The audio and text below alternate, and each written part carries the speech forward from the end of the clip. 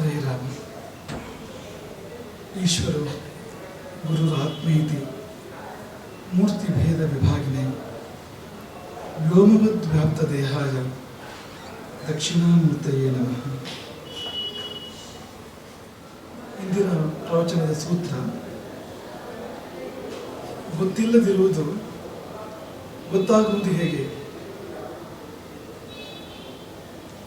ಗೊತ್ತಿಲ್ಲದಿರುವುದು ಗೊತ್ತಾಗುವುದು ಹೇಗೆ? ಗೊತ್ತಿರುವುದರ ಮೂಲಕವಾಗಿ. ನಮಗೇನು ತಿಳಿದಿದೆಯೋ ಅದರ ಮೂಲಕ ನಮಗೆ ತಿಳಿಯದ್ದನ್ನು ತಿಳಿಯಬಹುದು. ಸರಿಯಾದ ಗೈಡ್ ಇದ್ರೆ, ಸರಿಯಾದ ಮಾರ್ಗದರ್ಶಕ ಇದ್ರೆ ಗೊತ್ತಿರುವುದು ಗೊತ್ತಿಲ್ಲದಿರುವುದನ್ನು ಗೊತ್ತು ಮಾಡಿಕೊಡುತ್ತೆ. ಈ ತರ್ಕಶಾಸ್ತ್ರದಲ್ಲಿ ತುಂಬ ಪ್ರಸಿದ್ಧವಾದ ಒಂದು ದೃಷ್ಟಾಂತವನ್ನು ಪದೇ ಪದೇ ಬಳಸ್ತಾರೆ. ಅದು ಹೇಗಿದೆ ಅಂದರೆ, ಪರ್ವತೋ ವನ್ಯಮ ಧೂಮವತ್ವ. ಇದನ್ನು 1000 ಸಾರಿ ಬಳಸ್ತಾರೆ ತರ್ಕಶಾಸ್ತ್ರದ ಪುಸ್ತಕ ಅಂತ ಹೇಳಿದ್ರೆ. ಹೆಚ್ಚು ಕಡಿಮೆ ಯಾವ ಪುಟಕ್ಕೂ ಸಿಕ್ಕಿದಾಗ ಸಿಗುತ್ತೆ ಇದು. ಪರ್ವತೋ ವನ್ಯಮ ಧೂಮವತ್ವ. ಹಾಗಂದ್ರೆ ಏನು ಅಂದರೆ, ಈಗ ದೂರದಲ್ಲಿ ಒಂದು ಬೆಟ್ಟ ಕಾಣ್ತಾ ಇದೆ, ಬೆಟ್ಟದ ಮೇಲೆ ಹೊಗೆ ಕಾಣ್ತಾ ಇದೆ, ಧೂಮ ರೇಖೆ ಪರ್ವತದಿಂದ ಮೇಲೆ ಕೇಳ್ತಾ ಇದೆ. ಈ ನಾವು ನೋಡಿದ್ದು ಹೊಗೆಯನ್ನು, ನಮಗೆ ಕಾಣ್ತಾ ಇರೋದು ಹೊಗೆ, ಆದರೆ ಗೊತ್ತಾಗೋದೇನು ಅಂದರೆ ಬೆಂಕಿ ಇದೆ. ಈ ಬೆಂಕಿ ಕಾಣಿಸುತ್ತಾ? ಕಾಣಿಸ್ತಾ ಇರೋದು ಹೊಗೆ ಮಾತ್ರ, ಬೆಂಕಿ ಕಾಣಿಸ್ತಾ ಇಲ್ಲ. ಆದರೆ ಧೂಮ ಕಂಡ ಮೇಲೆ ಧೂಮದ ಕೆಳಗೆ ವನ್ನಿ ಇರಬೇಕು, ಹೊಗೆ ಕೆಳಗಡೆ ಬೆಂಕಿ ಇರಬೇಕು. ಆಗ ಕಾಣುವ ಧೂಮದ ಮೂಲಕವಾಗಿ ಕಾಣದ ವನ್ನಿಯನ್ನು ನಾವು ಊಹೆ ಮಾಡ್ಕೊಳ್ತೇವೆ, ಕಲ್ಪನೆ ಮಾಡ್ಕೊಳ್ತೇವೆ. ಅಂದರೆ ಅದಿದೇನು ಗೊತ್ತಾಗುತ್ತೆ ನಮಗೆ, ಇದರ ಮೂಲಕ ಗೊತ್ತಾಗುತ್ತೆ. ಅದನ್ನು ಇದೊಂದು ಉದಾಹರಣೆ. ಇದು ಹೀಗೆ ನಮಗೆ ಗೊತ್ತಿರದ ಸಂಗತಿಗಳನ್ನು ಗೊತ್ತಿರುವ ಸಂಗತಿಗಳ ಮೂಲಕ ತಿಳ್ಕೊಳ್ಬಹುದು. ಇದಕ್ಕೂ ತೀರ್ಥಕ್ಷೇತ್ರಕ್ಕೂ ಏನು ಸಂಬಂಧ ಅಂದರೆ, ಈಗ ನಮಗೆ ವೈಕುಂಠ ಕಂಡಿಲ್ಲ, ವಿಷ್ಣು ಕಂಡಿಲ್ಲ, ನಮಗೆ ಅದನ್ನು ತಿಳಿಯಬೇಕಾಗಿದೆ. ವೈಕುಂಠವನ್ನು ತಿಳಿಯಬೇಕಾಗಿದೆ, ವಿಷ್ಣುವನ್ನು ತಿಳಿಯಬೇಕಾಗಿದೆ. ನಾವು ಯಾವುದನ್ನು ತಿಳ್ಕೊಂಡಿದ್ದೀವೋ ಅದರ ಮೂಲಕವೇ ತಿಳಿಯದನ್ನು ತಿಳ್ಕೊಳ್ಬೋದು. ಈಗ ತೀರ್ಥಕ್ಷೇತ್ರ ವೈಕುಂಠ, ಅಲ್ಲಿ ಕಂಡುಬರುವ ಮೂರ್ತಿ ವಿಷ್ಣು, ಇದರ ಮೂಲಕ ಅದನ್ನು ತಿಳಿಯಬಹುದು.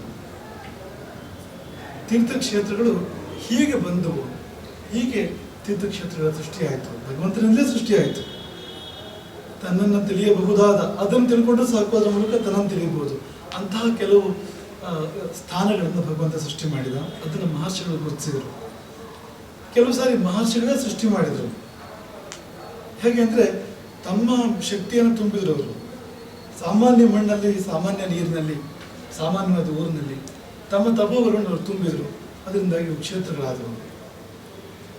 ಎಲ್ಲರೂ ಅಂದರೆ ಎಲ್ಲ ಮಹಾಪುರುಷರು, ಎಲ್ಲ ಜ್ಞಾನಗಳು ಸಮಾಜದ ಮಧ್ಯೆ ಬಂದು ಉಪದೇಶ ಮಾಡಿದ್ದಾರೆ ಅಂತೇನಿಲ್ಲ, ತಮ್ಮ ಪರಂಪರೆ ಸೃಷ್ಟಿ ಮಾಡಿದ್ದಾರೆ ಅಂತೇನಿಲ್ಲ. ಅನೇಕರು ಅವರು ಎಲೆಮರೆಯ ಕಾಯಿಗಳಾಗಿ ಇದ್ದು ಹೋಗ್ಬಿಟ್ಟಿದ್ದಾರೆ. ಅಂಥವ್ರು ಹೋಗುವಾಗ ತಮ್ಮ ಇಡೀ ಶಕ್ತಿಯನ್ನು ಎಷ್ಟೋ ಸತ್ಯ ಒಂದು ಕ್ಷೇತ್ರದಲ್ಲಿ ಒಂದು ಮೂರ್ತಿಯಲ್ಲಿ ತುಂಬಿ ಹೋಗಿದ್ದಾರೆ. ಅದು ಇವತ್ತು ಕೆಲಸ ಮಾಡ್ತಾ ಇದೆ, ಅವರ ನಂತರವೂ ಕೂಡ ಅದು ಕೆಲಸ ಮಾಡ್ತಾ ಇದೆ. ಹೀಗೆ ಕೆಲವು ಮಹರ್ಷಿಗಳ ಮೂಲಕ ಭಗವಂತ ಸೃಷ್ಟಿ ಮಾಡಿರೋದು, ಕೆಲವು ಸಹಜ ಸೃಷ್ಟಿಯ ಭಾಗಗಳು. ಭಾರತವೇ ಅಂಥದ್ದು. ಪ್ರಪಂಚ ಅಂತ ತಗೊಂಡಾಗ ಪ್ರಪಂಚ ಒಂದು ಮನೆ ಆದರೆ ಭಾರತ ಅದರ ದೇವರ ಮನೆ. ಈ ಮನೆಯಲ್ಲಿ ಒಂದು ದೇವರ ಕೋಣೆ ಅಂತ ಇರಬೇಕಲ್ವ, ಅದು ಭಾರತ. ಅಂದರೆ ಅದಕ್ಕಾಗಿ ಈ ಒಂದು ಖಂಡದ ಸೃಷ್ಟಿಯಾಯಿತು, ಭಾರತ ಖಂಡದ ಸೃಷ್ಟಿಯಾಯಿತು. ಹಾಗಾಗಿ ದೇವತೆಗಳು ಕೂಡ ಆಸೆ ಪಡ್ತಾರೆ ಇಲ್ಲಿ ಮನುಷ್ಯರಾಗಿ ಹುಟ್ಟಬೇಕು. ಯಾಕೆಂದರೆ ದೇವತೆಗಳಿಗೆ ಸಾಧನೆಯ ಪುಣ್ಯವನ್ನು ಅನುಭವಿಸುವ ಯೋಗ ಇದೆ, ಅದು ಸಾಧನೆ ಮಾಡೋ ಯೋಗ ಇಲ್ಲ. ಯಾಕೆಂದರೆ ಸಾಧನೆಯ ಭೂಮಿ ಎಲ್ಲದು ಸ್ವರ್ಗ. ಅಂದರೆ ಸಾಧನೆ ಮಾಡಬೇಕು ಅಂದರೆ ಮನುಷ್ಯರಾಗಬೇಕಾಗತ್ತೆ, ಅದರಲ್ಲಿ ಭಾರತಕ್ಕೆ ಬರಬೇಕಾಗುತ್ತೆ. ಯಾಕೆಂದರೆ ಅದಕ್ಕಿಂತ ಇರುವ ಭೂಮಿ ಇದು ಭಾರತ, ಕರ್ಮಭೂಮಿ. ಹೀಗೆ ತಿಳಿಯದ್ದನ್ನು ತಿಳಿ, ನಿನಗೆ ತಿಳಿದಿರುವುದರ ಮೂಲಕವಾಗಿ ತಿಳಿ. ಇದೇ ದಾರಿ, ಬೇರೆ ದಾರಿ ಇಲ್ಲ. ಈಗ ನಮ್ಮ ಕೈಯಲ್ಲಿ ಒಂದು ಪುಟ್ಟ ದೀಪ ಇದೆ, ದೊಡ್ಡ ಕತ್ತಲೆ ಇದೆ, ದೂರ ಹೋಗಬೇಕಾಗಿದೆ. ಹೋಗುವಷ್ಟು ದೂರ ಹೋಗಿ ಕೂಡ ಆ ದೀಪದ ಬೆಳಕು ನನಗೆ ಕಾಣಿಸೋದಿಲ್ಲ, ಆದರೆ ಒಂದು ಹೆಜ್ಜೆ ಕಾಣಿಸುತ್ತೆ. ನೀವು ಒಂದು ಹೆಜ್ಜೆ ಮುಂದಿಟ್ಟರೆ ಮತ್ತೊಂದು ಹೆಜ್ಜೆ ಕಾಣಿಸುತ್ತೆ ಅಂತ. ಅಂದರೆ ಮತ್ತೊಂದು ಹೆಜ್ಜೆ ಇಡೋಕ್ಬೇಕಾದಂಥ ಒಂದು ಭೂಮಿ ಆ ಬೆಳಕಿನಲ್ಲಿ ಕಾಣಿಸುತ್ತೆ. ಇನ್ನೊಂದು ಹೆಜ್ಜೆ ಮುಂದಿಟ್ಟರೆ ಮುಂದಿನ ಹೆಜ್ಜೆಗೆ ಬೇಕಾದ ಬೆಳಕಿದೆ ನಮ್ಮ ಕೈಯಲ್ಲಿ. ಹೀಗೆ ಇರುವುದರ ಮೂಲಕ ನಾವಿಲ್ಲದಿರುವುದನ್ನು ಪಡ್ಕೊಳ್ಬಹುದು. ಪ್ರಪಂಚ ಅಂದರೆ ಹಾಗೆ, ಇರುವುದರ ಮೂಲಕ ಇಲ್ಲದಿರುವುದನ್ನು ಪಡಿ. ಈಗ ಬಿಸ್ನೆಸ್ ಅಂದರೆ ಏನು? ನಿಮ್ಮ ಹತ್ರ ಒಂದು ಸ್ವಲ್ಪ ದುಡ್ಡಿದೆ, ಅದನ್ನು ಇನ್ವೆಸ್ಟ್ ಮಾಡ್ತೀರಿ ನೀವು. ಅದನ್ನು ನೀವು ತಿಳುವಳಿಕೆಯಿಂದ ಜಾಣತನದಿಂದ ಇನ್ವೆಸ್ಟ್ ಮಾಡಿದರೆ, ಈಗ ನೀವು ಇರುವುದನ್ನು ಇನ್ವೆಸ್ಟ್ ಮಾಡಿದರೆ ಇಲ್ಲದಿರೋದು ಬರುತ್ತೆ. 1 ಲಕ್ಷ ಇನ್ವೆಸ್ಟ್ ಮಾಡಿದರೆ 3 ಲಕ್ಷ ಬರುತ್ತೆ ನಿಮಗೆ. ಅದಕ್ಕೆ ನಾವು ಬಿಸ್ನೆಸ್ ಅಂತ ಮಾಡೋದು. ಅದಿಲ್ಲದ್ರೆ ಬಿಸ್ನೆಸ್ ಅಂತ ಯಾಕೆ ಮಾಡ್ತೀರಿ? ತೊಡಗಿಸ್ತೀರಿ, ಹೆಚ್ಚಿನದನ್ನು ಪಡ್ಕೊಳ್ತೀರಿ. ಇರುವುದರ ಮೂಲಕವಾಗಿ ಇಲ್ಲದಿರುವುದನ್ನು ಪಡೆಯುವಂಥದ್ದು, ತಿಳಿದಿದ್ದರ ಮೂಲಕವಾಗಿ ತಿಳಿದಿರುವುದನ್ನು ತಿಳಿಯುವಂಥದ್ದು. ಈಗ ಹೊಸನಗರ ಮಠಕ್ಕೆ ಹೋಗಬೇಕು. ಹೊಸನಗರ ಮಠವನ್ನು ಆತ ನೋಡಿಲ್ಲ ಅನ್ನೋದು. ನೀವೇನು ಮಾಡ್ತೀರಿ? ಶಿವಮೊಗ್ಗ ಗೊತ್ತಾ ಅಂತ ಕೇಳ್ತೀರಿ. ಶಿವಮೊಗ್ಗದಿಂದ ಹೀಗೆ ಹೋಗಬೇಕು ಹೊಸನಗರಕ್ಕೆ. ನೀವು ರೂಟ್ ಮ್ಯಾಪ್ ಅವನಿಗೆ ನೀಡ್ತೀರಿ. ಹೊಸನಗರ ಗೊತ್ತಾ? ಹೊಸನಗರ ಗೊತ್ತಿಲ್ಲ. ಹೊಸನಗರದಿಂದ ಹೇಗೆ ಹೋಗಬೇಕು? ರಾಮಚಂದ್ರಾಪುರ ಮಠಕ್ಕೆ. ಹೊಸನಗರವೇ ಅಲ್ಲ ರಾಮಚಂದ್ರಾಪುರ ಮಠ ಅಂದರೆ, ಅಲ್ಲಿಂದ ಮತ್ತು 6-8 ಕಿಲೋಮೀಟರ್ ಹೋಗಬೇಕು. ಹಾಗಾಗಿ ಹೊಸನಗರ ಗೊತ್ತಿದ್ದರೆ ಅದು ಹೀಗೆ ಹೋಗಬೇಕು ರಾಮಚಂದ್ರಾಪುರ ಮಠಕ್ಕೆ. ಅಂದರೆ ತಿಳಿದಿರುವುದರ ಮೂಲಕವಾಗಿ ತಿಳಿದಿರೋದನ್ನು ತಿಳಿಸ್ಕೊಳ್ತೇವೆ ನಾವು. ನಿಮ್ಗೆ ಏನು ಗೊತ್ತು ಅದರ ಮೂಲಕ ಗೊತ್ತಿಲ್ಲದನ್ನು ಗೊತ್ತು ಮಾಡಿಕೊಳ್ಳುವಂಥ ಒಂದು ವಿಧಾನ. ಇದೇ ಗುರು ಶಿಷ್ಯ ಪರಂಪರೆ ಅಂದರೆ. ಇದು ಗುರುವಿನ ಟೆಕ್ನಿಕ್ ಇರೋದೇ ಇಲ್ಲಿ. ನನಗೆ ದೇವರು ಗೊತ್ತಿಲ್ಲ, ನಿಂಗೇನು ಗೊತ್ತು ಹೇಳಿ, ಅಲ್ಲಿಂದ ಶುರು ಮಾಡೋಣ, ಅಲ್ಲಿಂದ ಮಾತಾಡೋಣ. ಈ ಉದಾಹರಣೆ ದೃಷ್ಟಾಂತ ಅಂದರೆ ಇದು ಅಂತ. ಆ ಉದಾಹರಣೆ ಶಬ್ದವೇ ತುಂಬ ಅದ್ಭುತವಾಗಿರುವಂಥದ್ದು. ದೃಷ್ಟಾಂತ ಶಬ್ದವು ಕೂಡ ಹಾಗೆ. ಈ ದೃಷ್ಟ ಅಂದರೆ ಕಂಡಿರೋದು,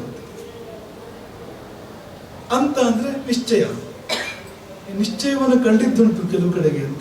ಇದು ಹೀಗೆ ಅಂತ ನಿಶ್ಚಯ ಕಂಡಿದ್ದುಂಟು. ದೃಷ್ಟಾಂತ ಅಂದರೆ ಹಾಗೆ, ಹೀಗೆ ಅಂತ ಕೆಲವು ಕಡೆ ಕಂಡಿದ್ದುಂಟು. ಅದನ್ನು ತೋರಿಸಿದಾಗ ಇದು ಅರ್ಥ ಆಗುತ್ತೆ. ಅದು ಗೊತ್ತಲ್ಲ ನಮಗೆ, ಇದು ಅರ್ಥ ಆಗುತ್ತೆ ತಾನಾಗಿ. ಹಾಗಾಗಿ ಗೊತ್ತಿರುವ ನಿಶ್ಚಯ, ಇದು ಡಿಸೈಡೆಡ್, ಇದು ನಿಶ್ಚಿತ. ಇದು ಅಲ್ಲಿ ಹೋದಾಗ ಅದರ ಮೂಲಕ ಇದನ್ನು ನಾವು ಅರ್ಥ ಮಾಡ್ಕೊಳ್ಬೋದು. ನೀವು ವಕೀಲರುಗಳನ್ನು ಕೇಳಬೇಕಾದ್ರೆ, ಅವರು ಕೋರ್ಟಿಗೆ ಹೋಗ್ಬೇಕಾದ್ರೆ ಅವರ ಆಯುಧಗಳಲ್ಲಿ ಮುಖ್ಯವಾದ ಜಡ್ಜ್ಮೆಂಟ್ಗಳು ಅಂತ. ಈಗಾಗಲೇ ನಿಶ್ಚಯ ಆಗಿರುವಂಥದ್ದು ಜಡ್ಜ್ಮೆಂಟ್ಗಳು ತಗೊಂಡು ಹೋಗ್ತಾರೆ. ಅವರು ನ್ಯಾಯಾಧೀಶರು ಅದನ್ನು ತೋರಿಸ್ತಾರೆ, ಇದು ನಿಶ್ಚಯ ಆಗಿದೆ, ಮೊದಲೇ ಈಗ ನಿಶ್ಚಯ ಆಗಿದೆ. ಅದೇ ಇಲ್ಲಿ ಅಪ್ಲೈ ಆಗುತ್ತೆ ಅಷ್ಟೇ. ಅದು ಉದಾಹರಣೆ ಶಬ್ದ ಇನ್ನೂ ಅದ್ಭುತವಾಗಿರುವಂಥದ್ದು. ಉತ್ ಅಂದರೆ ಮೇಲೆ,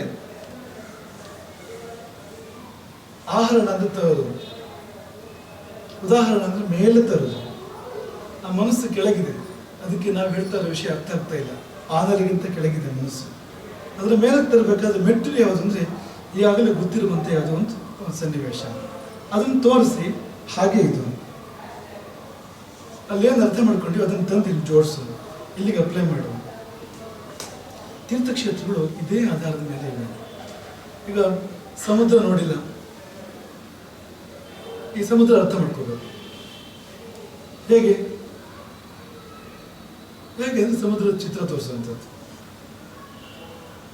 ಚಿತ್ರ ನೋಡಿದಾಗ ಚಿತ್ರ ಗೊತ್ತಾಗಲ್ಲ ಅವನಿಗೆ, ಅದರ ಮೂಲಕ ಗೊತ್ತಿಲ್ಲರೋ ಸಮುದ್ರ ಗೊತ್ತಾಗುತ್ತೆ. ಹೀಗಿರುತ್ತೆ ಸಮುದ್ರ ಅಂದರೆ. ಸಿಂಹ ನೋಡಿಲ್ಲ, ಸಿಂಹ ಹೇಗಿರುತ್ತೆ? ಈಗ ನಮಗೆಲ್ಲ ಸಿಂಹ ನೋಡಿದಾಗೆ ಇದೆ. ಅಂದರೆ ನೋಡಿದವರು ಕೂಡ ಸಿಂಹ ನೋಡಿದ ಅಂತ ನಮ್ಗೆ ಅನ್ಸೋದೇ ಇಲ್ಲ. ಯಾಕೆಂದ್ರೆ ನಾವು ಸಿಂಹದ ಚಿತ್ರ ನೋಡಿರ್ತೇವೆ, ಗರ್ಜನೆ ಕೇಳಿರ್ತೇವೆ, ಟಿವಿಯಲ್ಲೋ ಮತ್ತು ಕೂಡ ಎಲ್ಲೋ ನೋಡಿರ್ತೇವೆ, ಕೇಳಿರ್ತೇವೆ. ನಮ್ಮದನ್ನು ಅದೇ ಸಿಂಹ ಅಲ್ಲ, ಆದರೆ ಸಿಂಹಕ್ಕೆ ಹತ್ತಿರ ಇದೆ ಅದು. ಅದರ ಮೂಲಕ ಸಿಂಹವನ್ನು ಅರ್ಥ ಮಾಡ್ಕೊಡುತ್ತೆ ನಾವು. ಹಾಗೆ ತೀರ್ಥಕ್ಷೇತ್ರದ ವೈಕುಂಠ ಅಲ್ಲ, ಆದರೆ ತೀರ್ಥಕ್ಷೇತ್ರದ ಮೂಲಕವಾಗಿ ವೈಕುಂಠವನ್ನು ಅರ್ಥ ಮಾಡ್ಕೋಬೋದು. ವೈಕುಂಠಕ್ಕೆ ಹೋಗಲಿಕ್ಕೆ ನಮ್ಮ ಲಿಂಕ್ ಇದೆ, ಅಲ್ಲಿಂದ ಒಂದು ಏಣಿ ಇದೆ. ಒಂದು ಜಂಪ್ ತಗೊಂಡ್ರೆ ನೀವು ಅಲ್ಲಿಂದ ವೈಕುಂಠವನ್ನು ತಲುಪಬಹುದು. ಅಂಥದ್ದು ಇಲ್ಲಿ ಇಟ್ಟಿರ್ತಾನೆ ಭಗವಂತ, ಈ ಲೋಕದಲ್ಲಿ ಇಟ್ಟಿರ್ತಾನೆ. ಅವನಿಗೆ ಎಲ್ಲ ಕಡೆ ಇಟ್ಟಿದ್ದಾನೆ. ನೀವು ಎಲ್ಲಿ ಹೋದರೂ ನೀವು ಎಡವಿ ಬಿದ್ದರೆ ಸಿಗಬೇಕು, ಆ ಥರ ಇಟ್ಟಿದ್ದಾನೆ. ಅಂದರೆ ಸಮಸ್ಯೆ ಅಂದರೆ ನಾವು ಅದನ್ನು ಗುರುತಿಸ್ತಾ ಇಲ್ಲ, ನಾವು ಅದನ್ನು ಅರ್ಥ ಮಾಡ್ಕೊಳ್ತಾ ಇಲ್ಲ, ಅದ್ರ ಉಪಯೋಗ ಮಾಡ್ಕೊಳ್ತಾ ಇಲ್ಲ. ಈಗ ನೋಡಿ, ನಿಮಗೆ ಉದಾಹರಣೆ ಹೇಳ್ತೇನೆ ಹೇಗಿರುತ್ತೆ. ಈಗ ತಿರುಪತಿ ಉದಾಹರಣೆ ಕೊಡ್ತೇನೆ. ತಿರುಪತಿಯಲ್ಲಿ ಗುಡಿಯೊಳಗೆ, ಗರ್ಭಗುಡಿ ಒಳಗಡೆಗೆ ವೆಂಕಟೇಶ್ವರ ಇದ್ದಾನೆ, ಮೂರ್ತಿ ಇದೆ. ಮೊದಲು ಹಾಗೆ ಬರೋಣ. ಅಷ್ಟಂತೂ ಖಂಡಿತವಾ ಅದು ಯಾರಾದರೂ ನಾಸ್ತಿಕನೋ ಆಸ್ತಿಕನೋ ಯಾರಾದರೂ ಇದಂತೂ ಅರ್ಥ ಆಗುತ್ತೆ. ಅಲ್ಲಿ ಮೂರ್ತಿ ಇದೆ. ಆ ಮೂರ್ತಿ ಹೇಗಿದೆ? ನಮ್ಮ ಹಾಗೆ ಮನುಷ್ಯಾಕಾರ, ಹೌದಲ್ವ? ಒಳಗಿರೋರು ಮೂರ್ತಿ ನೆನಪು ಮಾಡ್ಕೊಳ್ಳಿ.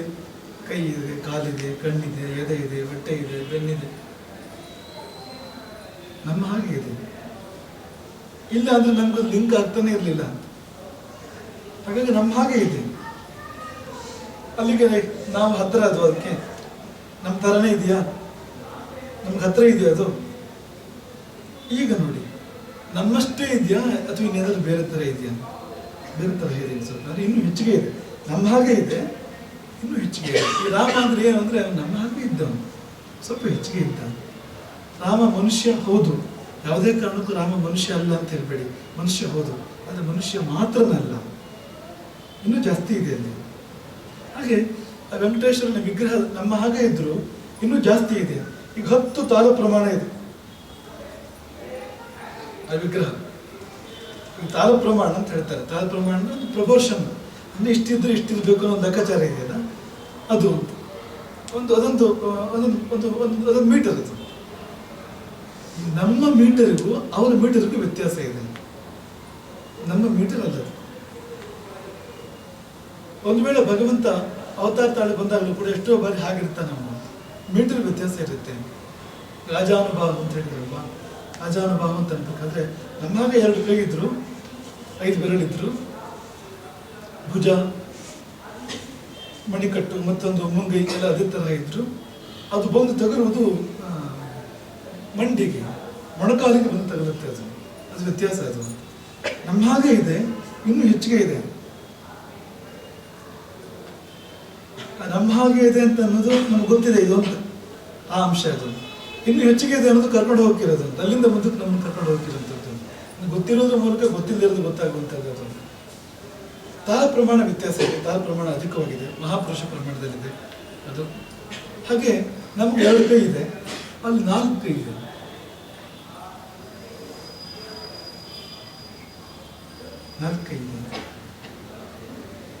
ಬಲಗಡೆ ಮೇಲ್ಭಾಗದ ಕೈಯಲ್ಲಿ, ಮೇಲ್ಭಾಗದಲ್ಲಿ 2 ಕೈ, ಕೆಳಭಾಗದ 2 ಕೈ ಇದೆ ಅಲ್ಲಿ.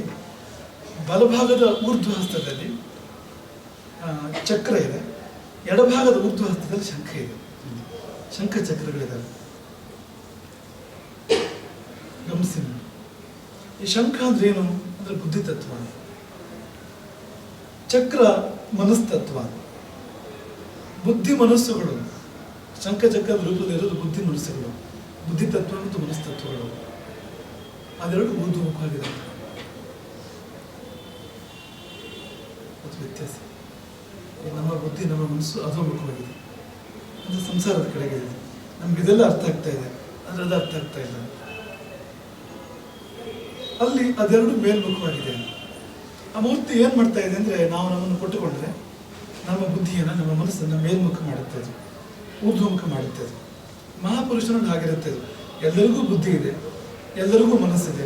ಈ ಬುದ್ಧಿಯವರಿಗೆಲ್ಲ ಬುದ್ಧಿವಂತ ಅಂತ ಹೇಳೋದಿಲ್ಲ ನೋಡಿ, ಪ್ರಶಸ್ತ ಬುದ್ಧಿಯವರಿಗೆ ಮಾತ್ರ ಹೇಳ್ತಾರೆ. ರೂಪವಂತ, ರೂಪ ಅಂದ್ರೇನು? ಈ ಹೊರಗಿನ ಆಕಾರ ಅದು ಯಾರಿಗಿಲ್ಲ, ಎಲ್ರಿಗೂ ಇದೆ. ಆದರೆ ಪ್ರಶಸ್ತವಾದ ರೂಪ ಇದ್ರೆ ರೂಪವಂತ ಅಂತ ಹೇಳ್ತಾರೆ, ಪ್ರಶಸ್ತವಾದ ಬುದ್ಧಿ ಇದ್ರೆ ಬುದ್ಧಿವಂತ ಅಂತ ಹೇಳ್ತಾರೆ. ಮನಸ್ಸಿನವರಿಗೆಲ್ಲ ಮನಸ್ವಿ ಅಂತ ಹೇಳಿದ್ರೆ, ಮನಸ್ಸು ಪ್ರಶಸ್ತವಾಗಿದ್ರೆ, ಮನಸ್ಸು ಕೈಲಿದ್ರೆ, ನಿಯಂತ್ರಣದಲ್ಲಿದ್ರೆ ಅವನು ಮನಸ್ಸು ಅಂತ ಆಗ್ತಾನೆ. ಹಾಗೆ ಮಹಾಪುರುಷನಿಗೂ ಬುದ್ಧಿ ಇದೆ, ಮಹಾಪುರುಷನಿಗೂ ಮನಸ್ಸಿದೆ. ಆ ಮನಸ್ಸು ಬುದ್ಧಿಗಳು ಊರ್ಧ್ವಮುಖ. ಸಂದೇಶ ಇದೆ ಇಲ್ಲೊಂದು,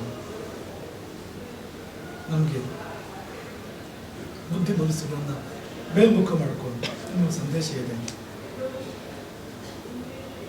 ಈಗ ಒಂದು ಕಥೆ ಇದೆ, ಬೇರೆ ಒಂದು. ಆ ಕಥೆ ಏನಂದ್ರೆ ಸ್ವಲ್ಪ ತಮಾಷೆ ಕಥೆ. ಇದನ್ನ ಅರ್ಥ ಮಾಡಿಕೊಳ್ಳದೆ ಇದ್ದಾಗ ನಮ್ಗೇನು ಅನ್ಸುತ್ತೆ ಅನ್ನೋದನ್ನು ತೋರಿಸಂತ ಕಥೆ. ಅದನ್ನು ನಮ್ಮ ಬಾಯಿ ನಿಮ್ಗೆ ಹೇಳಿರ್ತೀರಿ ಕಥೆಯನ್ನು. ಇರುವೆಗಳ ರಾಜ್ಯದ ಕಥೆ ಅದೊಂದು. ಇರುವೆಗಳಲ್ಲಿ ಚರ್ಚೆ ಆಯ್ತಂತೆ. ಇರುವೆಗಳು ಬೇರೆ ಬೇರೆ ಊರಲ್ಲಿ ಇರುವೆಗಳಿದ್ದಾವೆ, ಬೇರೆ ಬೇರೆ ರೀತಿ. ಕೆಂಪು ಇರುವೆ ಇದೆ, ಕಪ್ಪು ಇರುವೆ ಇದೆ, ದೊಡ್ಡದಿದೆ, ಚಿಕ್ಕದಿದೆ, ಕಟ್ಟಿರುವೆ ಇದೆ, ಕಟ್ಟಿ ಇರುವೆ ಇದೆ, ಹಾಗೆ ಕೊರ್ತಾ ಇದೆ, ಏನೇನೋ ಇದೆ. ಅವುಗಳ ಮಧ್ಯೆ ಗುಂಪುಗಳಲ್ಲಿ ಚರ್ಚೆ ಆಯಿತು, ದೇವರು ಉಂಟೋ ಇಲ್ವೋ ಅಂತ. ಅವನಿಗೆ ತೀರ್ಮಾನ ಆಯಿತು, ದೇವರು ಉಂಟು. ಆಮೇಲೆ ದೇವರು ಹೇಗಿದ್ದಾನೆ ಅಂತ ಬಗ್ಗೆ ಚರ್ಚೆ ಶುರುವಾಯಿತು. ಭಯಂಕರ ಚರ್ಚೆ ಆಯಿತು, ವಾದ ವಿವಾದಗಳಾದವು, ಸಂವಾದಗಳಾದವು. ಕೊನೆಗೆ ಒಂದು ತೀರ್ಮಾನ ಆಯಿತು, ದೇವರು ನಮ್ಮ ಹಾಗೆ ಇರೋದು, ಇರುವೆಗೆ ಏನು ಆಕಾರ ದೇವರಿಗೂ ಅದೇ ಆಕಾರ, ಸ್ವಲ್ಪ ದೊಡ್ಡದು. ಅದು ಜಾಸ್ತಿ ಇದೆ ನಮಗಿಂತ. ಏನು ಜಾಸ್ತಿ ಇದೆ ಅಂದರೆ, ಈಗ ನಮಗೆ ಒಂದು ಕೊಂಪು ಇದೆಯಲ್ಲ, ಇನ್ನೊಂದು ಕೊಂಪಿದೆ ದೇವರಿಗೆ. ಆದರೆ ಒಂದು ವಿಷಯಕ್ಕೆ ನನಗೂ ತೀರ್ಮಾನ ಆಗಲೇ ಇಲ್ಲಂತೆ, ಆ ಕೊಂಪು ಎಲ್ಲಿರಬೇಕು. ಇರುವೆ ದೇಹದಲ್ಲಿ 3 ಭಾಗ ಇರುತ್ತೆ, ಮುಂದಿನ ಭಾಗ ಒಂದು, ಹಿಂದಿನ ಭಾಗ ಒಂದು, ಮಧ್ಯೆ ಒಂದು ಲಿಂಕ್ ಒಂದಿರುತ್ತೆ, ಅಷ್ಟೇ ಇರುತ್ತೆ. ಆ ಮುಂದಿನ ಭಾಗದಲ್ಲಿ ಇರಬೇಕು, ಹಿಂದಿನ ಭಾಗದಲ್ಲಿ ಇರಬೇಕು, ಮಧ್ಯೆ ಇರಬೇಕು ಅನ್ನೋದು ಕೊನೆಗೂ ತೀರ್ಮಾನ ಆಗಲೇ ಇಲ್ಲ. ಇದನ್ನು ನಮ್ಮನ್ನು ವಿಡಂಬನೆ ಮಾಡಲಿಕ್ಕೆ, ನಮ್ಮ ಸಂಸ್ಕೃತಿ ವಿಡಂಬನೆ ಮಾಡಲಿಕ್ಕೆ ಕಥೆ ಇರುವಂಥದ್ದು. ಈ ಮನುಷ್ಯರು ದೇವರನ್ನ ಏನು ಮಾಡಿದ್ದಾರೆ, ತಮ್ಮ ಹಾಗೆ ಕಲ್ಪನೆ ಮಾಡಿದ್ದಾರೆ ದೇವರನ್ನು, ತಮ್ಮ ಥರನೇ. ಅವನಿಗೂ ನಮ್ಮ ಹಾಗೆ 2 ಕೈ ಇದೆ, 2 ಕಾಲಿದೆ, ಮುಖ ಇದೆ, ಬಾಯಿ ಇದೆ, ನಮ್ಮ ಹಾಗೆ ನೈವೇದ್ಯ ಮಾಡೋದು ಮತ್ತು ಎಲ್ಲ ನಮ್ಮ ಹಾಗೆ ಪಂಚ ಹೊಡ್ಕೊತಾನೆ ಅವನು. ಏನಿದು ಹಾಗಿರೋಕ್ಕೆ ಸಾಧ್ಯವಾದ ದೇವರು. ಈ 2 ಕಥೆಗಳು ನಾವು ಯಾವತ್ತೂ ನೆನಪು ಮಾಡ್ಕೊಳ್ತಿರ್ತೇವೆ. ಇದೊಂದು ಕತೆ. ಇನ್ನೊಂದು ಕತೆ ಆನೆ ಕತೆ, ಆನೆ ಮತ್ತು ಇಲಿಯ ಕತೆ. ಆನೆ ಇಲಿಯ ಕತೆ ಏನಂದ್ರೆ, ಆನೆ ಸ್ವಿಮ್ಮಿಂಗ್ ಪೂಲ್ ಇಳ್ಕೊಂಡು ಇದು ಮಾಡ್ತಾ ಇತ್ತಂತೆ, ಸ್ನಾನ ಮಾಡ್ತಾ ಇತ್ತಂತೆ. ಜಂಬೋ ಆನೆ ಸ್ನಾನ ಮಾಡ್ತಾ ಇದ್ದಂತೆ. ಆ ಇಲಿ ಬಂದು ಗಲಾಟೆ ಬಿಡ್ತು, ಸಿಕ್ಕಾಪಟ್ಟೆ ಗಲಾಟೆ ಬಿಡ್ತು. ಮೇಲ್ಗಡೆ ಬಂತು, ಮೇಲೆ ಬಂತು ಗಲಾಟೆ, ಈ ಕಡೆ ಬಂತು, ಆ ಕಡೆ ಬಂತು, ಅಲ್ಲಿ ಬಂತು, ಇಲ್ಲಿ ಬಂತು, ಚಿರಿ ಅಂತ, ಪಿರಿಪಿರಿ ಅಂತ. ಆನೆ ಏನು ಡೋಂಟ್ ಕೇರ್, ಅದ್ರ ಪಾಡಿಗೆ ಸ್ನಾನ ಮಾಡ್ತಾ ಇರ್ತದೆ. ಅಂದರೆ ಈ ಇಲಿಯ ಕಿರಿಕಿರಿ ಯಾವ ಪ್ರಮಾಣದಲ್ಲಿ ಇತ್ತಂತಂದ್ರೆ, ತಾಳಲಾರದೆ ಕೊನೆಗೆ ಮೇಲೆ ಹತ್ತುವಂತಂದ್ರೆ ಏನು ಹೇಳು. ಇಲ್ಲ ಗೊತ್ತಾಯ್ತು ಬಿಡು, ಏನು ಗೊತ್ತಾಯ್ತು, ಅಲ್ಲ ನಾನು ಸ್ವಿಮ್ಮಿಂಗ್ ಡ್ರೆಸ್ ಕಾಣ್ತಾ ಇರಲಿಲ್ಲ, ಎಲ್ಲ ಹೋಯ್ತು, ನೀನು ಹಾಕೊಂಡು ಹಿಡಿದು ಬಿಟ್ಟಿಯಾ ಅಂತ ಹೀಗೆ ನೋಡಕ್ ಬಂದಿದ್ದೆ. ಅಷ್ಟೇ ಅವನೇನ್ ಹೇಳ್ತಾನೆ ಅಂದ್ರೆ, ಕತೆ ಹೇಳೋನು, ಆನೆಯಾದರೂ ಕೂಡ ಇಲಿಯ ಚಡ್ಡಿಯಲ್ಲಿ ಹಿಡಿಸ್ಬಹುದು, ಆನೆಯಾದರೂ ಕೂಡ. ಆದ್ರೆ ನಮ್ಮ ಕಲ್ಪನೆ ದೇವರು ಹಿಡಿಸೋಕೆ ಸಾಧ್ಯ ಇಲ್ಲ. ಅಷ್ಟು ದೊಡ್ಡವನು ದೇವರು. ಆನೆ ಇಲಿಗಿರೋಷ್ಟು ವ್ಯತ್ಯಾಸ ಇದೆ, ಇನ್ನೂ ಜಾಸ್ತಿ ತುಂಬ ವ್ಯತ್ಯಾಸ ಇದೆ. ಹಾಗಾಗಿ ನಮ್ಮ ಬುದ್ಧಿಯಲ್ಲಿ ನಮ್ಮ ಕಲ್ಪನೆ ಹಿಡಿಸೋದಿಲ್ಲ, ಅವನು ನಾವು ಕಲ್ಪನೆ ಮಾಡ್ತಾ ಇರ್ತೇವೆ ದೇವರು ಹೀಗಿದ್ದಾನೆ ಅಂತ. ಚಂದ ಇದೆ, ನಿಜವಾಗಿ ಹೋದದು ನಾವು ಹಾಗೆ ಕಲ್ಪನೆ ಮಾಡ್ಕೊಳ್ತೇವೆ. ಎಷ್ಟು ಸರ್ತಿ ಈಗ ನಾವು ಯಾರಿಗೂ ಮೋಸ ಮಾಡಿರ್ತೇವೆ, ಹಾಗೆ ದೇವರಿಗೂ ಮೋಸ ಮಾಡ್ಬೋದು ಅಂತ ಅಂದ್ಕೊಂಡು ನಾವು ನಮ್ಮ ಜೀವನದಲ್ಲಿ ಮುಂದೆ ಹೋಗ್ತಾ ಇರ್ತೇವೆ. ಎಷ್ಟೋ ಸರ್ತಿ ಒಳಗೆ ನೋಡ್ತಾ ಇರ್ತೇವೆ, ಅವನು ನಗ್ತಾ ಇರ್ತಾನೆ, ನಾವು ತಪ್ಪು ಮಾಡ್ತಾ ಇರ್ತೇವೆ. ಆದರೆ ಅವನನ್ನು ಮೋಸ ಮಾಡೋಕೆ ಸಾಧ್ಯ ಇಲ್ಲ ಅಂತ ಒಂದು ಭಾವ ನಮ್ಮ ಮನಸ್ಸಿಗೆ ಬಂದರೆ ಜೀವನದಲ್ಲಿ ನಾವು ಪಾಪ ಮಾಡೋದಿಲ್ಲ, ತಪ್ಪು ಮಾಡೋದಿಲ್ಲ ಯಾವತ್ತೂ ನಾವು. ಹಾಗಾಗಿ ಸ್ಥೂಲ ಬುದ್ಧಿಯಿಂದ, ಸ್ಥೂಲ ಕಲ್ಪನೆ ದೃಷ್ಟಿಯಿಂದ ಈ ಕಥೆಗಳು ಚೆನ್ನಾಗಿದ್ದಾವೆ. ಆದರೆ ನಮ್ಮ ಸಂಸ್ಕೃತಿ ಬಂದಿದ್ದು ಮಾತ್ರ ಹಾಗಲ್ಲ. ಅದು ಹೇಗೆ ಅಂದರೆ, ಅದು ನಾವು ಕಲ್ಪಿಸಿದ್ದಲ್ಲ, ದೇವರು ಇಳಿದು ಬಂದಿದ್ದು, ದೇವರು ನಮ್ಗೆ ಹತ್ತಿರ ಆಗಿದ್ದು. ಅವತಾರ ಅಂದರೆ ಅದು ಇವನು ಏನು ಮಾಡಿದ್ರು ನನ್ನ ಹತ್ರ ಕೇಳೋದಿಲ್ಲ ಅಂತ ಅವ್ರಿಗೆ ಅನಿಸಿದಾಗ ಇಳಿದು ಬರ್ತಾನೆ ಅವನು. ಅವತಾರ ಶಬ್ದಕ್ಕೆ ಅರ್ಥ ಇಳಿದು ಬರೋದು. ಅವನು ಇಳಿದು ಬರ್ತಾನೆ, ನಮ್ಮ ಲೋಕಕ್ಕೆ ಬರ್ತಾನೆ, ನಮ್ಮ ರೂಪವನ್ನು ತಾಳ್ತಾನೆ, ನಮಗೆ ಹತ್ತಿರ ಇರ್ತಾನೆ, ನಮ್ಮ ತರನೇ ಊಟ ಮಾಡ್ತಾನೆ, ನಿದ್ದೆ ಮಾಡ್ತಾನೆ, ನಮ್ಮ ತರನೇ ಅವನು ದುಃಖ ಪಡ್ತಾನೆ, ಅಳ್ತಾನೆ, ಸಂತೋಷ ಪಡ್ತಾನೆ, ನಮ್ಮ ಹಾಗೆ ಇರ್ತಾನೆ. ಆದರೆ ನಮಗಿಂತ ಹೆಚ್ಚು ಚಂದಾಗಿರ್ತಾನೆ. ಪೂರ್ತಿ ನಮ್ಮ ಹಾಗೆ ಆಗ್ಬಿಟ್ರೆ ನಮಗೇನು ಲಾಭ ಇಲ್ಲ ಅವನಿಗೆ. ನಮ್ಮ ತರ ಆಗೋದು ಯಾಕೆ ಅಂದರೆ ನಮ್ಗೆ ಹತ್ರ ಆಗೋದಕ್ಕೆ. ನಾವು ಅವನು ಹಿಡ್ಕೊಂಡ್ರೆ ಮೇಲೆ ಕರ್ಕೊಂಡು ಹೋಗ್ಬಿಡ್ತಾನೆ ಅವನ ಲೋಕಕ್ಕೆ. ಹಾಗಾಗಿ ನಮ್ಮ ಹಾಗೆ ಇದೆ, ಆದರೆ ನಮಗಿಂತ ಹೆಚ್ಚಿನದಿದೆ. ವೈಕುಂಠದ ಹಾಗೆ ಇದೆ, ನಮ್ಮೂರಿನ ಹಾಗೆ ಇದೆ, ಆದರೆ ವೈಕುಂಠದ ಸಂಗತಿಗಳಿದ್ದಾವೆ, ತೀರ್ಥಕ್ಷೇತ್ರ ಅದು. ಕೈಲಾಸದ ಸಂಗತಿಗಳಿದ್ದಾವೆ, ಕೈಲಾಸದ ಲಿಂಕ್ ಇದೆ ಅಲ್ಲಿ, ತೀರ್ಥಕ್ಷೇತ್ರ ಅದು. ಇದು ನಮ್ಮ ಕಲ್ಪನೆ ಅಲ್ಲ, ಕೇವಲ ಇಮ್ಯಾಜಿನೇಷನ್ ಅಲ್ಲ ಅದು. ಅಂಥ ಸಂಗತಿಗಳಿದಾವಲ್ಲಿ. ನೋಡೋ ಕಣ್ಣು ಬೇಕು, ನೋಡೋ ಭಾವ ಬೇಕು, ಎಲ್ಲಕ್ಕಿಂತ ಮೊದಲು ನೋಡೋ ಉದ್ದೇಶ ಬೇಕು. ನಮಗೆ ನೋಡಬೇಕು, ಆ ದೃಷ್ಟಿಯಿಂದ ನೋಡ್ಬೇಕು. ನಾವು ಅದನ್ನು ನೋಡಿದಾಗ ಅಂಥ ಪರವನ್ನು ಕೊಡ್ತೇವೆ, ನೋಡದೇ ಇದ್ದಾಗ ಏನಿಲ್ಲ. ಒಬ್ಬ ಜ್ಞಾನಿಯೇ ಆದರೂ ಆ ದೃಷ್ಟಿಯಿಂದ ಹೋಗಿ ನೀವು ಅವನು ಮಾತಾಡಿಸಿದ್ರೆ, ಅವನಿಗೆ ಖಚಿತ ಆದರೆ, ಆ ದೃಷ್ಟಿಯಿಂದ ನೋಡ್ತಾ ಇದ್ದಾರೆ ನೀವು ಖಚಿತ ಆದರೆ, ಅವನು ತನ್ನದಿರೋದು ನಿಮ್ಗೆ ಕರ್ಸೋಕೆ ಶುರು ಮಾಡ್ತಾನೆ. ಇಲ್ಲದೆ ಇದ್ದರೆ ಅವನು ನಿಮಗೆ ನಿಮ್ಮ ಪಾಲಿಗೆ ಆಗಿ ಒಬ್ಬ ಮನುಷ್ಯ, ಹೆಚ್ಚೇನೂ ಇಲ್ಲ. ಮೂರ್ತಿ ಒಂದು ಕಲ್ಲು ಅಷ್ಟೇ, ಮಂಗಳಾರತಿ ಬೆಂಕಿ ಅಷ್ಟೇ, ಅದಕ್ಕಿಂತ ಹೆಚ್ಚೇನೂ ಇಲ್ಲ. ಆ ದೃಷ್ಟಿ, ಆ ಆ್ಯಂಗಲಿಂದ ನೋಡೋಕೆ ಶುರು ಮಾಡಿದರೆ ಬದಲಾಗುತ್ತೆ, ಅದು ನಿಮ್ಮ ಪಾಲಿಗೆ ಬದಲಾಗುತ್ತೆ ಅದು. ಹಾಗಾಗಿ ಅದಕ್ಕೆ ಅಂಥ ಒಂದು ದೃಷ್ಟಿ ಬೇಕು. ಹಾಗೆ ಅವನು ಮಹಾಪುರುಷ ಏನು ಅಂದರೆ, ನಮ್ಮ ಹಾಗೆ ಇದ್ದರೂ ನಮ್ಮ ಪ್ರಮಾಣವನ್ನು ಮೀರಿದ ನಾವು. ನಮ್ಮ ಹಾಗೆ ಇದ್ರೂ ಇನ್ನೆರಡು ಕೈ ಜಾಸ್ತಿ ಇದೆ, ಆ ಎರಡೂ ಕೈ ಮೇಲ್ಮುಖವಾಗಿದೆ.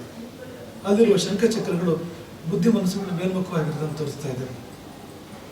ಕೆಳಗಿನ ಎರಡು ಕೈ ನೋಡಿದರೆ ಒಂದು ಕೈ ಹೀಗಿದೆ, ತನ್ನ ಪಾದವನ್ನು ತೋರಿಸ್ತಾ ಇದ್ದಾನೆ ಕೈ ಮೂಲಕ. ವೆಂಕಟೇಶ್ವರ ಹೇಳ್ತಾರೆ ಅದನ್ನು, ತನ್ನ ಪಾದವನ್ನು ತೋರಿಸ್ತಾ ಇದ್ದಾನೆ. ಇನ್ನೊಂದು ಕೈ ಹೀಗಿದೆ, ಮೊಳಕಾಲ ಹತ್ರ ಹೀಗಿದೆ ಇನ್ನೊಂದು ಕೈ.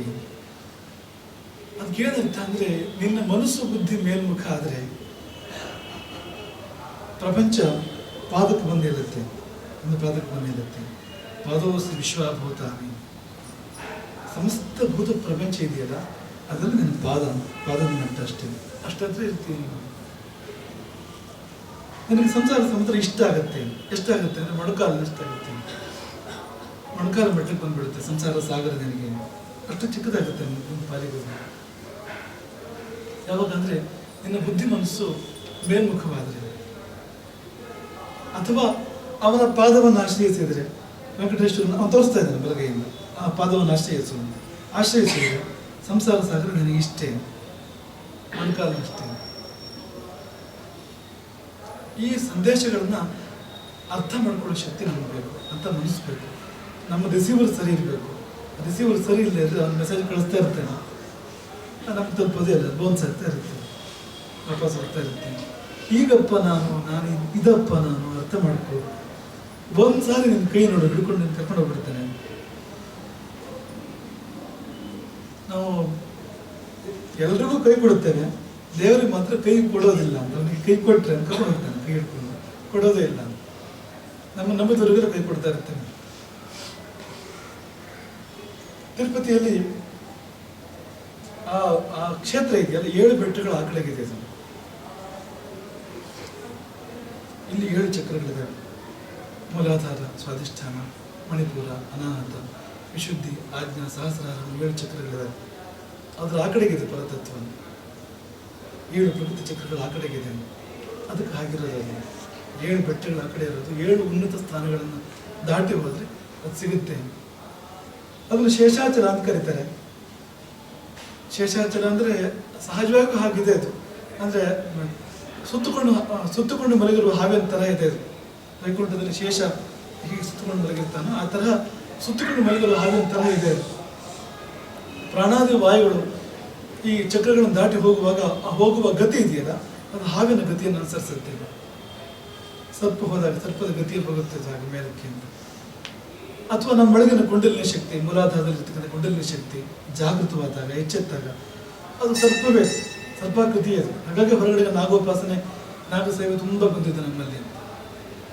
ಅದು ಹಾಗೆ ಹತ್ತಿ ಮೇಲಕ್ಕೆ ಹೋಗುತ್ತೆ, ಅದು ಸಹಸ್ರಾರ ಚಕ್ರದ ಕಡೆ ಹೋಗುತ್ತೆ. ಆ ನೆನಪು ಮಾಡ್ತಾ ಇದೆ ಅದು. ಹಾಗಾಗಿ ಅದಕ್ಕೆ ಶೇಷಾಚಲ ಅಂತ ಹೆಸರು. ಅಲ್ಲಿ ಆಕಾಶ ಗಂಗೆ ಇದೆ. ನಮ್ಮೊಳಗೂ ಕೂಡ ಆಕಾಶದಂತಹ ಶೂನ್ಯ, ಅಲ್ಲಿ ಏನಿಲ್ಲ, ಎಲ್ಲ ಖಾಲಿ ಎನ್ನುವಂಥ ಒಂದು ಪ್ರದೇಶ ನಮ್ಮ ಒಳಗಡೆ ಕಾಣಿಸುತ್ತೆ. ಸಾಧನೆ ಮಾಡ್ತಾ ಮೇಲೆ ಕೇಳ್ತಾ ಹೋದಾಗ ಎಲ್ಲೋ ಒಂದು ಕಡೆಗೆ ಅದನ್ನು ಪರಮ ವ್ಯೋಮ ಅಂತ ಕರೀತಾರೆ. ವ್ಯೋಮ ಅಂದರೆ ಆಕಾಶ. ಈ ಆಕಾಶ ಅಲ್ಲ, ಇದಕ್ಕಿಂತ ಶ್ರೇಷ್ಠವಾಗಿರ್ತಕ್ಕಂಥ ಧಾರಾಕಾಶ, ಅಂತರಾಕಾಶ, ಪರಮ ವ್ಯೋಮ ಅಂತ ಕರೀತಾರೆ. ಅಲ್ಲಿ ಗಂಗೆ ಇದೆ, ಅನುಭೂತಿಯೇ ಗಂಗೆ, ಜ್ಞಾನ ಗಂಗೆ, ಅನುಭವದ ಗಂಗೆ ಅಲ್ಲಿ ಹರಿಯುತ್ತೆ. ಅಲ್ಲಿ ಆಕಾಶ ಗಂಗೆ ಇದೆ, ಚಂದ್ರ ಪುಷ್ಕರಣಿ ಇದೆ. ಅಲ್ಲಿ ಪಾಪ ವಿನಾಶಿನಿ, ತೀರ್ಥದ ಹೆಸರು ಪಾಪ ವಿನಾಶಿನಿ. ಅವರು ಅಂದರೆ ಅವ್ರು ಗುಪ್ತವಾಗಿ ಏನು ಇಟ್ಟಿಲ್ಲ, ಅವರು ಪಾಪ ಪ್ರಕಟವಾಗಿ ಇಟ್ಟಿದ್ದಾರೆ. ಇದು ಪಾಪ ವಿನಾಶಿನಿ. ನಾವು ಮಾತ್ರ H2O ಸ್ನಾನ ಮಾಡ್ಕೊಂಡು ಬರ್ತೀವಿ. ನಮ್ಗೆ ಭಾವ ಇಲ್ವಲ್ಲ. ಉಳಿದ ಯಾತ್ರೆಗಳ ಜೊತೆ ಸ್ಪರ್ಧೆ ಮಾಡೋದು ಮಾತ್ರ ನಮ್ಮ ಮನಸ್ಸಲ್ಲಿ ಇರುತ್ತೆ ಹೊರತು ಏನು ಪಡ್ಕೊಳ್ಳೋದ್ರ ಕಡೆ ನನ್ನ ಮನಸ್ಸು ಇರೋದಿಲ್ಲ. ಹೀಗೆ ಸಾಧಾರಣವಾಗಿ ಉನ್ನತವಾದ ಸ್ಥಾನದಲ್ಲಿದೆ ಇವ ತೀರ್ಥಕ್ಷೇತ್ರಗಳು. ಬೆಟ್ಟ ಹತ್ತಿ ಹೋಗಬೇಕು ಅನ್ನೋ ಥರ ಇದ್ದಾವೆ. ಹಿಮಾಲಯ ಅಂದರೆ ತೀರ್ಥಕ್ಷೇತ್ರಗಳ ಆಗರ, ಅದಿರೋದೇ ಹಾಗೆ. ಅದು ಮೊದಲ ಸಂದೇಶವೇ ಏರಬೇಕು ನೀನು. ಈಗ ಕೆಲವು ಕಡೆಗೆ ಅಂಥದ್ದಿಲ್ಲ ಇದ್ದಲ್ಲಿ, ಉದಾಹರಣೆಗೆ ಶ್ರೀರಂಗ ಇದೆ, ಅಂಥಲ್ಲಿ ಏನು ಮಾಡಿದ್ದಾರೆ ಅಂತಂದರೆ, ನೀವು 7 ಪ್ರಾಕಾರಗಳು, 7 ಪ್ರಾಕಾರಗಳನ್ನು ದಾಟಿ ಒಳಗಡೆ ಹೋಗಬೇಕು. ದೇವಸ್ಥಾನದ ಅಂದರೆ ಸರಿಯಾದ ರೀತಿಯಲ್ಲಿ ದೇವಸ್ಥಾನ ನಿರ್ಮಾಣ ಅಂದರೆ 7 ಪ್ರಾಕಾರಗಳು ಇರ್ತವೆ. ಅದಕ್ಕೆ 7 ಚಕ್ರಗಳನ್ನು ದಾಟಿ, ಪ್ರಕೃತಿಯ 7 ಆವರಣಗಳನ್ನು ದಾಟಿ ಹೋದರೆ ನಿನಗಲ್ಲಿ ಪರಮಾತ್ಮ ಸಿಗ್ತಾನೆ. ನಾವಿದನ್ನು ತುಂಬ ಸ್ಥೂಲವಾದನ್ನು ಹೇಳ್ತಿರೋದು. ನಾವು ಬಾಹ್ಯ ಬುದ್ಧಿಗೆ ಅಂದರೆ ತಗುಲಂಥ ವಿಷಯಗಳನ್ನ ಹೇಳ್ತಾ ಇರೋಂಥದ್ದು. ಅದಕ್ಕೆ ಮೀರಿದ ಇಷ್ಟವಿದೆ. ಹಾಗಾಗಿ ಅವು ಇಲ್ಲಿಗೂ ಅಲ್ಲಿಗೂ ಸೇತುಗಳು, ತೀರ್ಥಕ್ಷೇತ್ರಗಳು ಅಂದರೆ ಇಹಕ್ಕೂ ಪರಕ್ಕೂ ಸೇತುಗಳು ಇಲ್ಲೇ ಇದ್ದಾವೆ. ಆ ತೀರ್ಥಕ್ಷೇತ್ರಗಳೆಲ್ಲ ಇಹದಲ್ಲೇ ಇದ್ದಾವೆ, ಹೀಗೆ ಇದ್ದಾವೆ. ಆದರೆ ಇದಕ್ಕಿಂತ ಹೆಚ್ಚಿನಂತಿದೆ. ನಮ್ಗೆ ಗೊತ್ತಿರೋದನ್ನೇ ಇಟ್ಟು ಎಲ್ಲ ಕಡೆ ನೀರು ನಮ್ಗೆ ಗೊತ್ತಿದೆ, ತೀರ್ಥ ಅದು, ಬೆಟ್ಟ ನಮ್ಗೆ ಗೊತ್ತಿದೆ, ಔನ್ನತ್ಯ ಅಲ್ಲಿ ನಮ್ಮ ಶರೀರ ನಮ್ಗೆ ಗೊತ್ತಿದೆ, ಕೈ ಕಾಲು ಗೊತ್ತಿದೆ, ಮೂರ್ತಿ. ಹೀಗೆ ನಮ್ಗೆ ಗೊತ್ತಿರೋದನ್ನು ತೋರಿಸಿ ಅದರ ಮೂಲಕ ಗೊತ್ತಿಲ್ಲದಿರೋದನ್ನು ನಮಗೆ ಅರ್ಥ ಮಾಡಿಸ್ಕೊಡುವಂಥ ಒಂದು ವಿಧಾನ, ಒಂದು ಟೆಕ್ನಿಕ್ ಅಲ್ಲಿದೆ. ಹಾಗಾಗಿ ಈಗ ನಮ್ಗೆ ಒರಳು ಕಲ್ಲು ಗೊತ್ತಿದೆ, ಶಿವಲಿಂಗವೂ ಹಾಗೇ ಇದೆ, ಇದಕ್ಕೆ ಒರಳು ಕಲ್ಲು ಹಾಗೇ ಇದೆ. ಆದರೆ ಅದರ ಆ ಕಡೆ ಎಷ್ಟೋ ಸಂಗತಿಗಳನ್ನು ತೋರಿಸ್ಕೊಟ್ಬಿಡುತ್ತೆ, ಅದರ ವ್ಯಾಪ್ತಿ ಇನ್ನೂ ಆಚೆಗಿದೆ. ಹಾಗಾಗಿ ಶಿವಲಿಂಗ ಒರಳು ಕಲ್ಲು ಹಾಕಿದ್ರು ಕೂಡ ಒರಳು ಕಲ್ಲು ಅಲ್ಲ, ಕಲ್ಲು ಸಕ್ಕರೆ ಬೆಣಚು ಕಲ್ಲು ಹಾಕಿದ್ರು ಕೂಡ ಅದು ಬೆಣಚು ಕಲ್ಲಲ್ಲ, ಬಿಳಿ ಕಲ್ಲಲ್ಲ ಅದು. ಈ ಜಲತರಂಗದ ನೀರಿಗೂ ಸುಮ್ಮನೆ ನೀರಿಗೂ ವ್ಯತ್ಯಾಸ ಇದೆ. ಜಲತರಂಗದ ಪಾತ್ರದ ನೀರು ಇರುತ್ತಲ್ಲ, ಇದಕ್ಕೂ ವ್ಯತ್ಯಾಸ ಇದೆ. ಇದೆಲ್ಲವನ್ನ ಬಲ್ಲವರು ಅದನ್ನು ಹೇಳಿದ್ದಾರೆ, ವಿವರಿಸಿ ಹೇಳಿದ್ದಾರೆ. ಆದರೆ ನಮ್ಗೆ ಆ ಬೆಲ್ಲದ ರುಚಿ ಸಿಕ್ಕಿಲ್ಲ. ಸಿಕ್ಕಿದ್ರೆ ಬೇರೆ ಯಾವುದು ಬೇಡ ಆಗುತ್ತೆ, ಬೇರೆ ಎಲ್ಲೂ ಸಪ್ಪೆ ಅನಿಸುತ್ತೆ. ಹಾಗಾಗಿ ಆ ದೃಷ್ಟಿಯಿಂದ, ಆ ನೋಟದಿಂದ ನೋಡಿದರೆ ತೀರ್ಥ ಅನ್ನೋದು ಕೊಡಬೇಕಾದ ಫಲವನ್ನು ಕೊಡುತ್ತೆ. ಇಲ್ಲದೇ ಇದ್ದರೆ ಅದು ಟೂರ್ ಅಷ್ಟೇ, ಇನ್ನೊಂದು ಊರದು. ನಮ್ಮ ಊರಿದ್ದಾಗಿ ಏನು ಊರೋದಿಲ್ಲ ನಮ್ಮ ಒಳಗಡೆಗೆ. ಯಾವುದು ಬೇರೆ ಊರಬೇಕಾಗಿತ್ತೋ ಅದು ಬೇರೆ ಊರದೆ ಸುಮ್ಮನೆ ಊರಾಗಿ ಅದು ಇರುತ್ತೆ. ಹಾಗಾಗಿ ಆ ನೋಟದಿಂದ ನೋಡೋದ್ರ ಮೂಲಕವಾಗಿ ನಾವು ಅದನ್ನು ಪಡ್ಕೊಳ್ಳೋಣ. ಗೊತ್ತಿರುವುದರ ಮೂಲಕ ಗೊತ್ತಿಲ್ಲದಿರುವುದನ್ನು ಅರ್ಥ ಮಾಡ್ಕೊಳ್ಳೋಣ.